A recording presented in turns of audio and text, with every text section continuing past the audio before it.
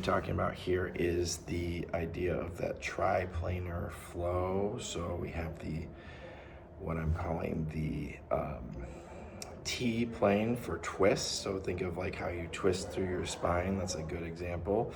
But we also twist through our shoulder, so the rotation, and then our hip as well, which you can't see in this frame, but same thing. I could do like a clamshell motion, kind of like, kind of in and out like that from the hip. This kind of motion, twisty, turny. So then we have the S plane, which basically follows the S curve of the spine. So if you were looking at me from the side here, we basically curve. We have a concavity back here and a convexity in the front, and then it switches back and forth, follows this kind of S curve. So we have opposite here in the cervical, opposite to the thoracic, opposite to the lumbar, opposite to the sacral and coccygeal area. So that back and forth follows, that S follows the plane of the S or sagittal. So if you can see here, this sheet of paper, basically this would be like your plane. So as you see it here with me in my side, that basically is the plane that you'd be following, that sheet of paper like there, okay? So the twisting plane, the T plane follows a sheet of paper that cuts across this way, more horizontally, but it's all the way through. It's important to understand that plane is not a line. It is like a sheet of paper going across all the way, that whole layer, or in line with that, parallel to that.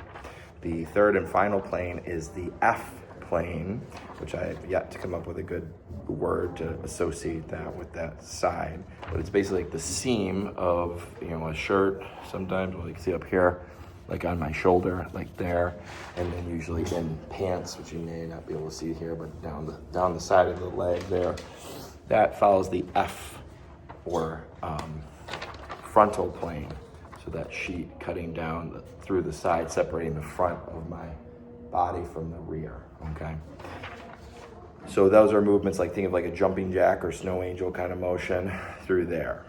Sometimes these movements are not as clear cut. So the shoulder blade is a good example of that because it's pretty free moving in all directions.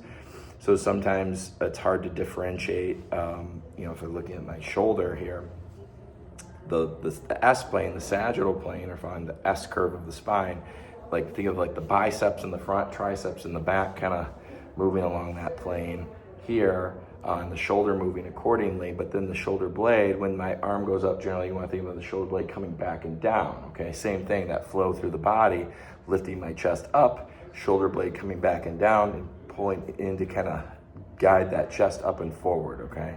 But that's all of this is the sagittal plane. Now, this is where it gets tricky, right? Because if I'm coming across like this is rotation, it's a twist. So the twist is the T plane, twisting through my spine and twisting basically my shoulder blade, wrapping around my body. It's not as much of a through line here, it's more of a rotational because I can't go through my body.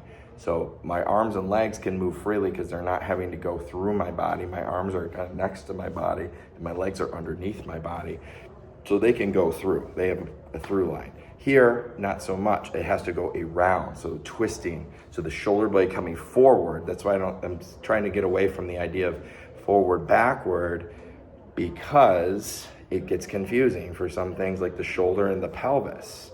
So to drive my pelvis forward, it's actually a twist to get it forward. Same thing for here, it's a twist to get it forward. So it's important to understand the difference between those things, but so you don't confuse your planes.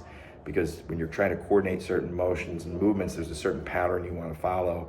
And if you're thinking forward rather than following the T plane, you might get confused with your S and end up kind of doing this rather than pulling that back and down when you want to bring that there, okay? So it gets a little, things get mixed up a little bit there, and it can have a negative impact on your mechanics and your ability to control your body, okay?